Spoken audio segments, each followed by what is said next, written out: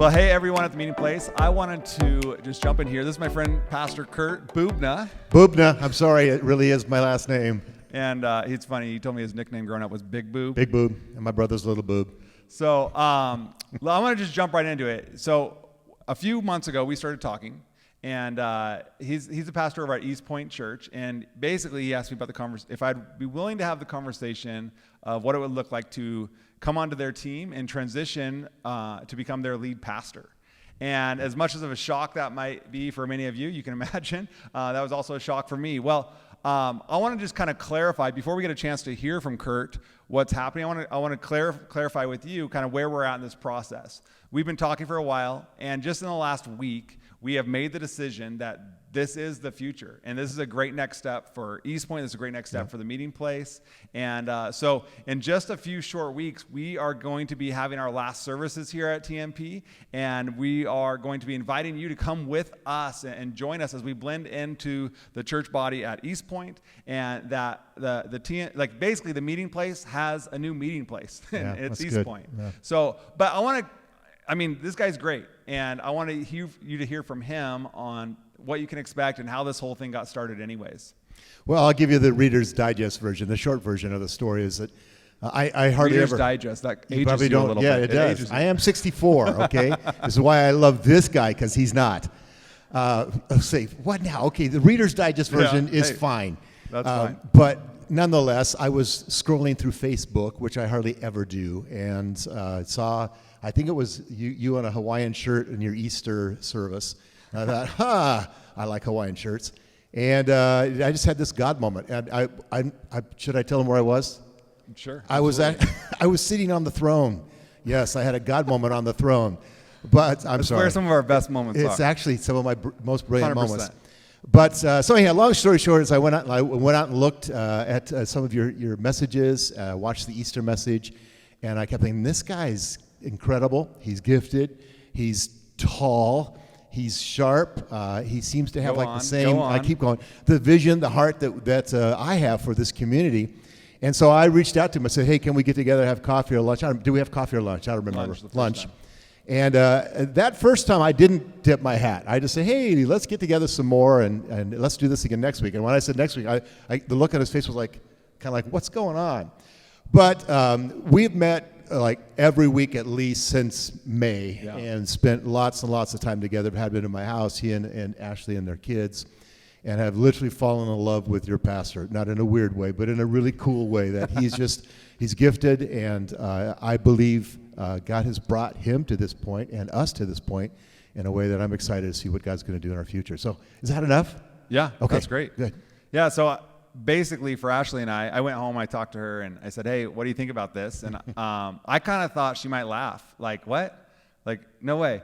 Because if you've been part of the meeting place for very long, you know, this is, we started this almost 6 years ago now, and so it's our baby. It's our fourth child, if you will. And we're, so the thought of making the transition like this, we didn't take it lightly. We were pretty shocked by it all. But we said, is there any harm in leaning into the conversation and see if God's in this and if there's a next step for us to take? And so that's what we did. Because I figured at minimum, we just get to know another pastor in town that's doing the same work that we're all about and helping build in the kingdom, helping people find and follow. So we've had the conversations, and that's really what's led us to this point. We talked more, we prayed more, we met more, we ate more lunches and all those things. Yeah.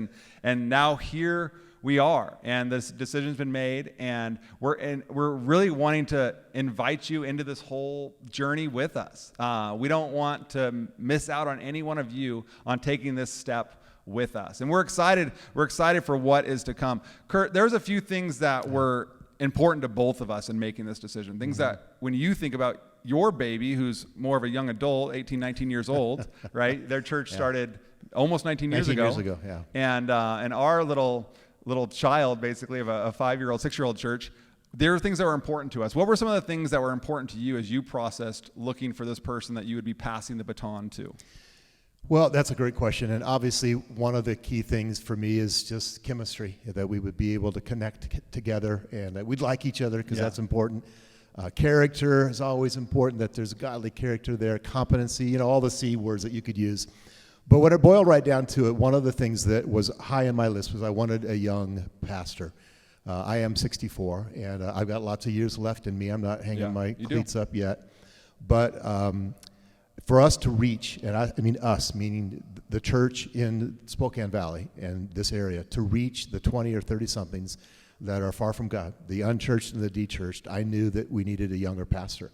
In fact, when I had a conversation with my board about this 2 years ago, this hasn't happened as quickly as you think it is, because for me it's been quite a process. But one of the things I told the board is I need this guy to be 30-something because I really want to reach the 20s and 30-somethings. So that was a big deal. And then the other thing that's like almost, non-negotiable is we had to share the same mission, the same passion. Right. Now, I am not married to methods, methodologies, how-tos, change, and that's cool. I'm very good with that. But that we would share a mission, the same call to help people find and follow Jesus. And that's our purpose statement at Eastpoint. And as the more we talked, the more I began to hear his heart and his commitment to reaching the unchurched in this valley and beyond. I thought, yep, this is the guy. In fact, it's funny because one little quick story as well as Teresa, who's on my staff, we spent an entire day with this guy. And when we got out of the car and he got in his truck and drove off, Teresa turned to me, she said, "This is really weird." I go, "What?" She goes, "I feel like I'm talking to you 25 years ago." So it really is amazing how similar our passions, our mission, our purposes are here in this valley. Yeah. And that's really what it boiled down to us is, are we in alignment when it comes to the backbone, the spine of who we are and why we do what we do? I mean, they say it the same way we do, to help people find and follow Jesus. And we didn't make that up. Other churches use that too. Yeah. But it was important to me to find out, do they live that out?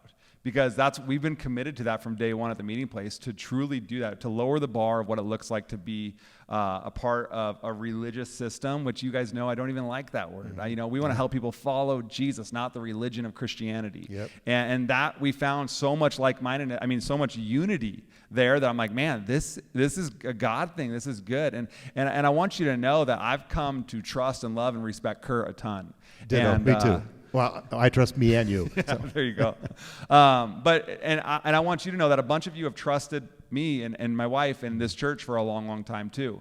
And most of all in all of this, I trust Jesus. I trust that Jesus is leading in this. And every week that we ask you to take your next step, we've felt and discovered in this process that this is the next right step for us, and this is the next right step for the meeting place. And so I want to invite you to just join in and jump in the journey with us. And it's going to look different. It's going to feel different. And in fact, Kurt, give us just a snapshot of what you think people might experience if you could, at day one joining us at Eastpoint. We love to worship Jesus, so that's a big part. We are welcoming, outgoing, and we really do our best to make people feel at home. We love to tell people that this is a safe place to discover grace, and that's Eastpoint's second motto, is we want this to be a safe place for people to discover grace. Which, think about this for a second. What he just described means you're going to experience the same thing in a different shell than that you experience. And that's here. a great way to put it, in a different shell. And that's really what it boils down to. I know that for a lot of us, the challenge in all of this is, why and what's God doing here? And I know there are lots of questions still and things that we're going to have to work through. But I want you to know that I had the honor of meeting several of your leaders from the meeting place, and I was so impressed with them and loved them and spent a good deal of time in a Q&A discussing some things. And I assured them what I want to assure you: there is a place for you. We will do our best, absolute best. As much as you want to, we will help you engage and unfold and become a part of this new thing. And it's not an old thing. Right. It's a new thing that God's doing. Yeah, absolutely.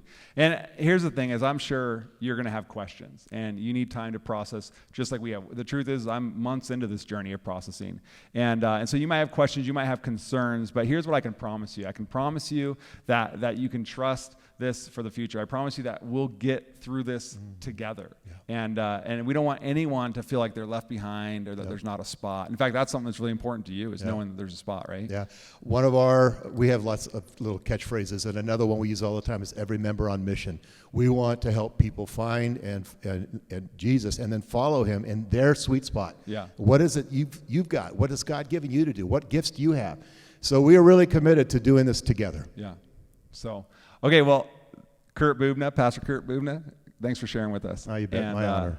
We're excited for the future, and we truly, here's the thing: if you've been again, you've seen the sign in the lobby that says the best is yet to come. And I don't think that I've ever believed that more than I believe it right now. I truly believe that the best is yet to come in this new season, this new journey, that the meeting place joins in with Eastpoint. And there's so much good to come from this, that God's been leading every step of the way.